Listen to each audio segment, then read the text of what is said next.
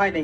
ল্যাং মারা হয়েছে ডক্টর মোহাম্মদ ইউনূসকে, ল্যাং মারা হয়েছে তথ্য উপদেষ্টাকে, ল্যাং মারা হয়েছে বাংলাদেশের পুলিশ প্রধানকে এবং ল্যাং মারা হয়েছে বাংলাদেশের চতুর্থ স্তম্ভ গণমাধ্যমকে, অর্থাৎ বাংলাদেশকে ল্যাং মারা হয়েছে। ডক্টর ইউনূসের সময় শেষ, আর মাত্র 5 দিন উনি আছেন। এই 5 দিনের মানে শেষ মুহূর্তে, শেষ ভালো তার যার সব ভালো তার বলা হয়, শেষ মুহূর্তে তিনি তার যে যতটুকু সুনাম কামিয়েছেন এই কালকে ল্যাং মারার মধ্য দিয়ে উনার পুরো সুনাম কিন্তু ল্যাং মারা হয়ে গেছে।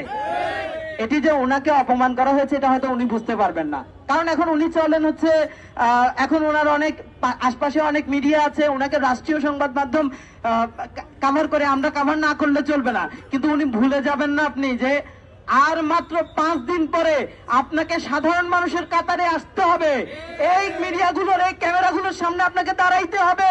মাননীয় তথ্য উপদেষ্টা, আপনি দেশের একজন পরিচিত নাগরিক অধিকার কর্মী, মাননীয় তথ্য উপদেষ্টা, আপনি একজন নাগরিক অধিকার কর্মী। আমরা জানি আপনাকে এই সরকার থেকে নামার পর থেকে আবারও মিডিয়ার সামনে এসে দাঁড়াইতে হবে নাগরিক নানাউন্সিলায়, কিন্তু কোন মুখে আপনি দাঁড়াবেন?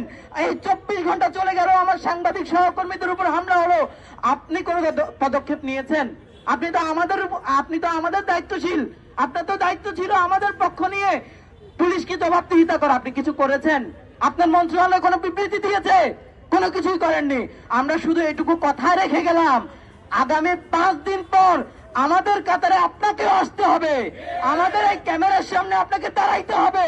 সেদিন আপনি কোন মুখে দাঁড়াবেন এইটুকু আপনি ভেবে নেবেন।